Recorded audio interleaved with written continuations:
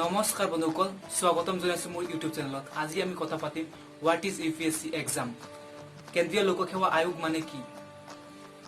UPSC এক্সামৰ বিষয়ে জনাৰ আগতে আমি ইয়াৰ ফুল ফৰ্ম জনা উচিত।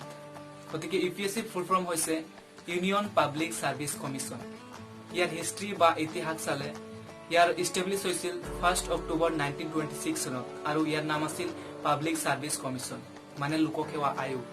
কিন্তু ইয়াৰ পাছত আকৌ নাম চেঞ্জ কৰিলে স্বাধীনতাৰ পিছত আৰু ইয়াৰ নাম ৰাখিলে ইউনিয়ন পাব্লিক সাৰ্ভিস কমিশন মানে কেন্দ্ৰীয় লোকসেৱা আয়োগ। ইউপিএছচিৰ ৰিক্ৰুটমেন্ট প্ৰসেস হৈছে অল ইণ্ডিয়া সাৰ্ভিসেস মানে কেন্দ্ৰীয় সাৰ্ভিসেস। মানে ইউপিএছচি এখন ৰাজ্যতে অকল বা ষ্টেটতে অকল সাৰ্ভিস প্ৰদান নকৰে, ইউপিএছচি গোটেই ভাৰতবৰ্ষতে সাৰ্ভিস প্ৰদান কৰে। গতিকে ইয়াক কেন্দ্ৰীয় লোকসেৱা আয়োগ নামেৰে জনাজাত আছে।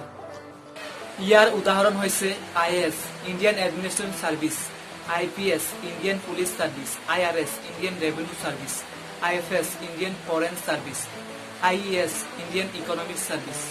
এইকেইটা হৈছে ইণ্ডিয়াৰ অফিচাৰ টাইপ লেভেলৰ সাৰ্ভিস যিয়ে ইউপিএছচিয়ে কণ্ডাক্ট কৰে, ৰিকুৱাৰমেণ্ট কৰে।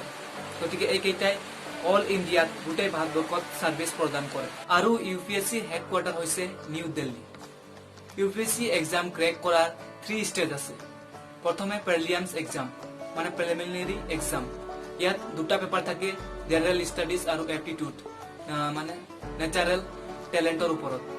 আৰু সেকেন্ডত আহে মেইন এক্সাম। মেইন এক্সামত 9টা পেপাৰ থাকে। প্ৰথমে থাকে ইণ্ডিয়ান লেংগুৱেজ, ইংলিছ, এছে, চাৰিটা জেনাৰেল ষ্টাডিজ আৰু দুটা অপশনাল সাবজেক্টৰ ওপৰত থাকে। টোটাল 9টা পেপাৰ থাকে। আৰু লাষ্টত আহি যায় পাৰ্সোনেল টেষ্ট মানে সিম্পল ভাষাত বা সহজ ভাষাত ক'লে ইন্টাৰভিউ বুলি কয়। ইউপিএছচি এক্সামৰ বাবে ফৰ্ম ফিল আপ কৰাৰ বাবে ইলিজিবিলিটি হৈছে প্ৰথমে ইণ্ডিয়ান হ'ব লাগিব। নেক্সটত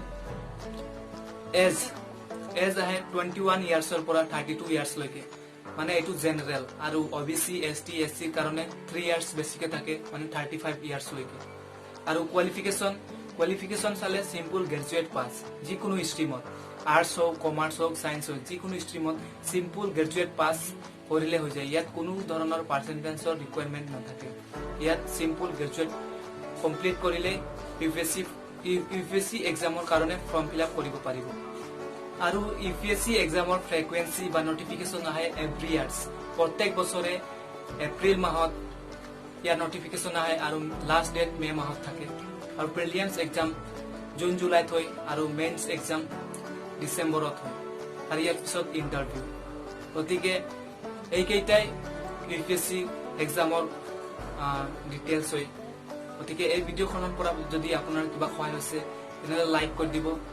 আৰু আপুনি যদি মোৰ চেনেলত নতুন আহিছে তেনেহ'লে সাবস্ক্ৰাইব কৰিব নাপাহৰিব আৰু লগতে বেল আইকনটো দবাই দিব যাতে মোৰ নতুন আপডেট ভিডিঅ' আপুনি আগতীয়াকৈ পাই থাকিব।